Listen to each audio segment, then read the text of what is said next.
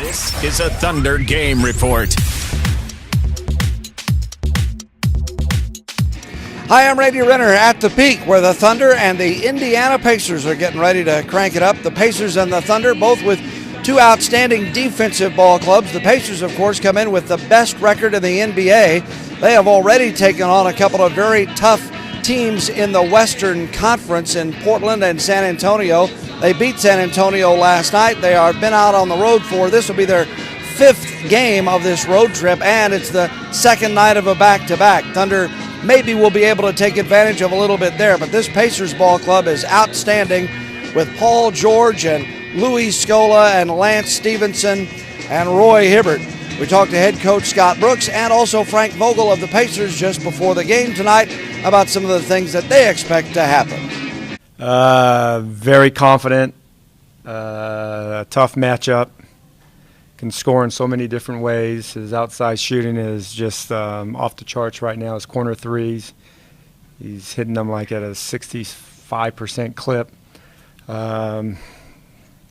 Great player. You know, said it yesterday or a couple of days ago. He's a superstar in this league.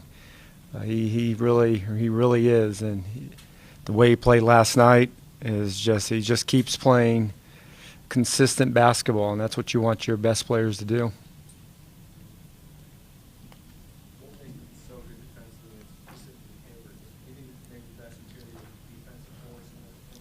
Well, he has great length and IQ. I think you have to have the IQ. Doesn't matter if you're 7'3" and not a smart defensive player. You're not going to have good defensive results. But he knows how to play. He blocks shots and he jumps, and his verticality is best in the league. He doesn't get a lot of fouls called on him because he does it the correct way. He jumps straight up, uses his length.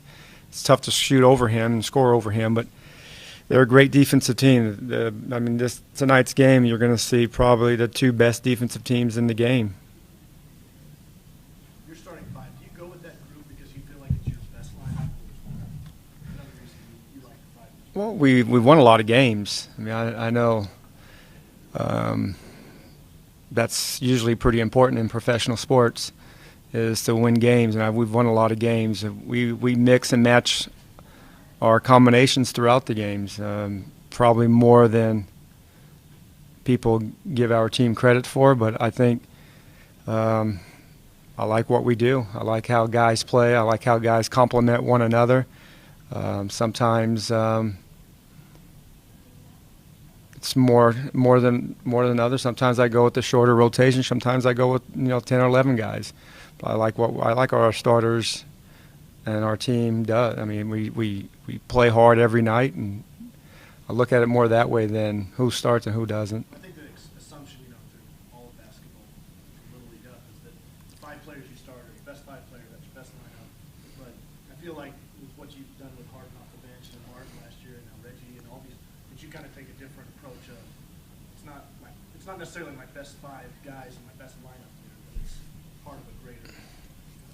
Yeah, I mean, I don't know what other coaches do. I mean, I see you have to have a good bench, and in past that we've had some very good players on our bench, and we do now. They're just not as well known as some of the other benches in the league. It's not that's something that I don't pay too close attention to. I know what they do. I know what they're capable of doing. I have the pleasure to get to see them every night and every day in practice, so I can have a pretty good assessment on what's best for our team. But I look at it, who plays well and who gets the minutes. I think they're pretty much earned. Coach Burke said this is probably the most physical team in the league. You said probably two of the best defensive teams. What do you expect or what do you need them to do when it's going to be sort of a physical battle? Well, I mean, they're definitely tough to score on. I think they're under 40% defensive field goal percentage is what I look at a lot. But we're right there. I think we're second or right, maybe third.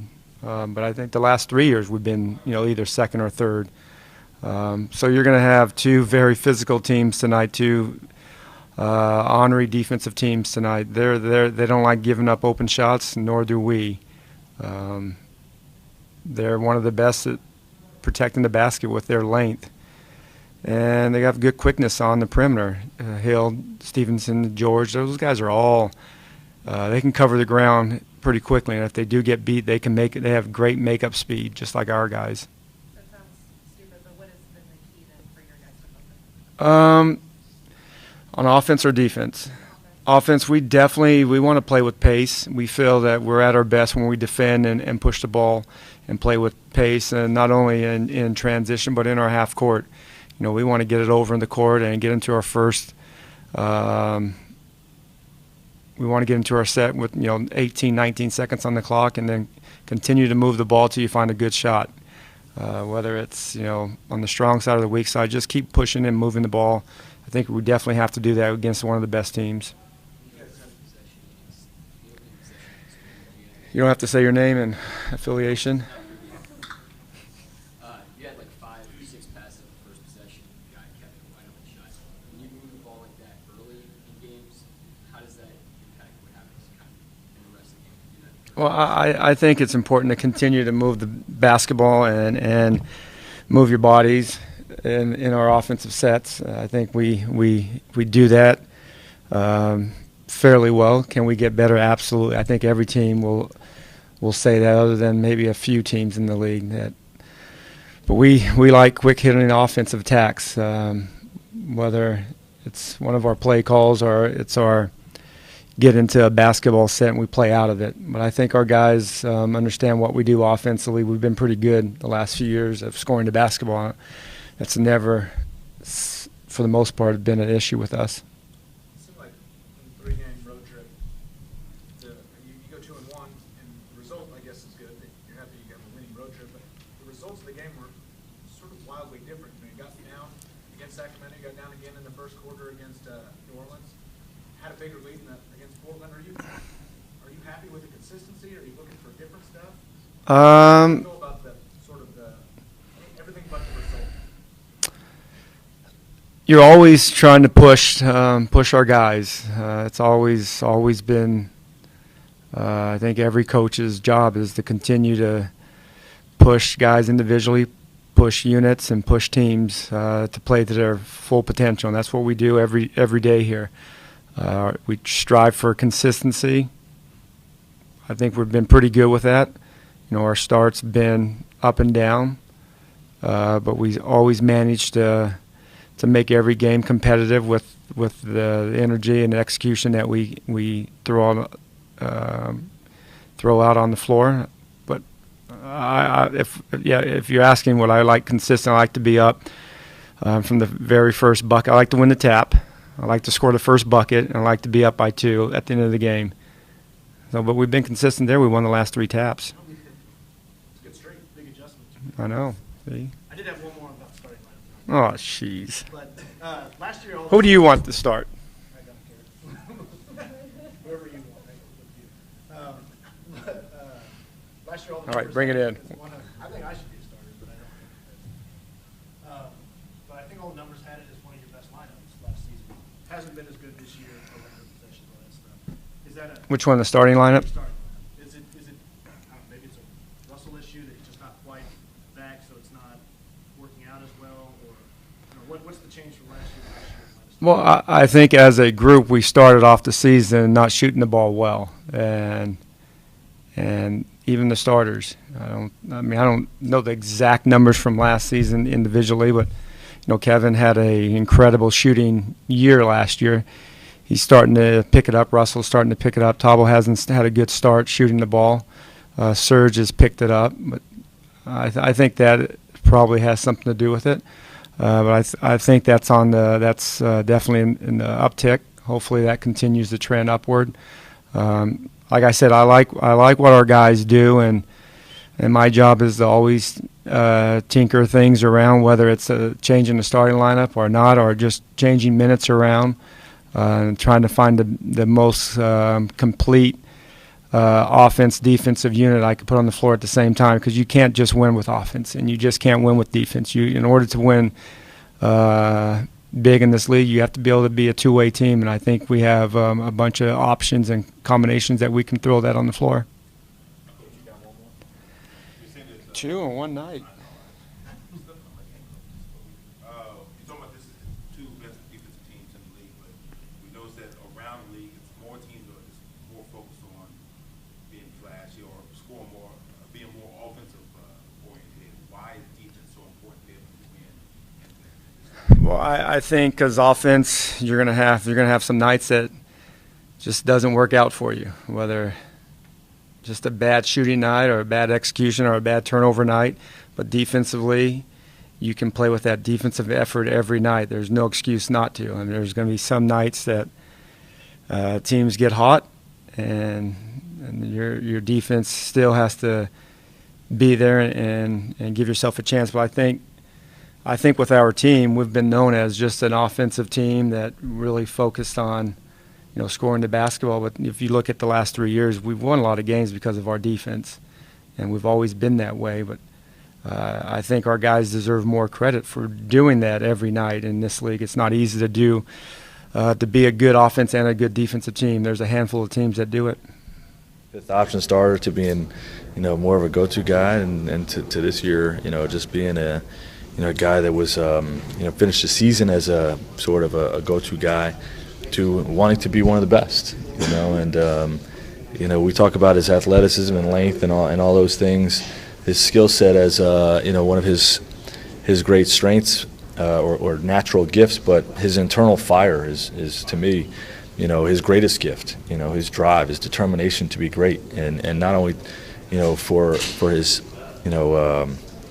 individual achievements, but his ability to take a whole team, and just motivate everybody, make players around him better, and just show the seriousness that is involved in taking a team to greater heights, not just individually. Larry Bird was pretty adamant in his support of the pick, believing Paul may have some special qualities. Do you think he saw what you're talking about now back when he was selected?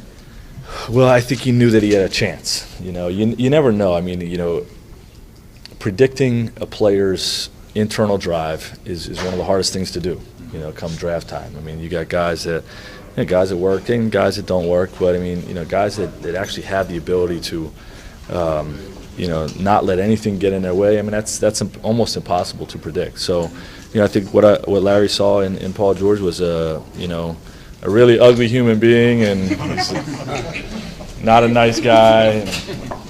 And, I think what Larry saw in Paul was obviously the physical gifts that he had, the individual character that he had, what type of person he was, and and that he was a worker. And then at that point, you hope that it turns out the way it has. You see San Antonio twice, this team twice. Do these matchups stand out at all as kind of litmus tests for you as to where you stand in the overall landscape of the league and vice versa? Yes and no. I think it definitely in some ways lets us know where we're at or how we compete against some of the best. But it is the NBA. There's so many factors that go into regular season wins and losses that you can't overreact to a win like last night, and you can't overreact to a loss like we had in Portland. I mean, it's just there's just so many factors that go into it. But it's a barometer of sorts. You ever want to play a game in the snow like the Eagles did today? I would love to. That was awesome.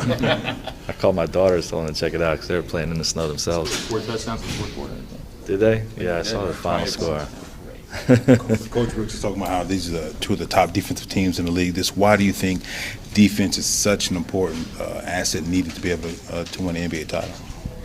Well, I don't know if it's just defense. I think you got to be a complete team. I mean, great offensive teams that don't guard never win anything, and great defensive teams that can't score never win anything either.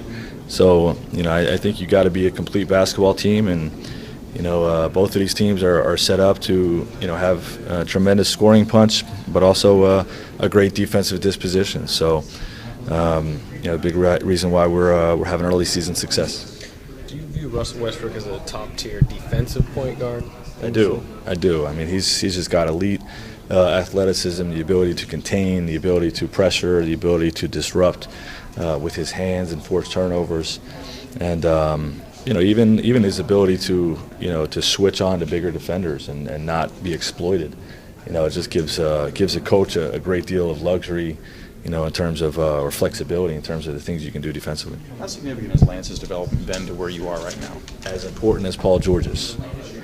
Every bit is important. I don't want to understate that at all. I thought they should have finished first and second and most improved last year, and you can make an argument that Lance Stephenson's the most improved player this year if Paul is not the back-to-back winner, because he's taken another giant jump. But what Lance gives us is critical to what we're doing.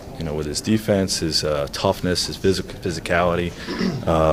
It really adds a dynamic option on the break, and his passing skills are unique and something that you can't teach. He's just got a great instinct for the game and a big part of what we're doing. Will he guard Russ some tonight?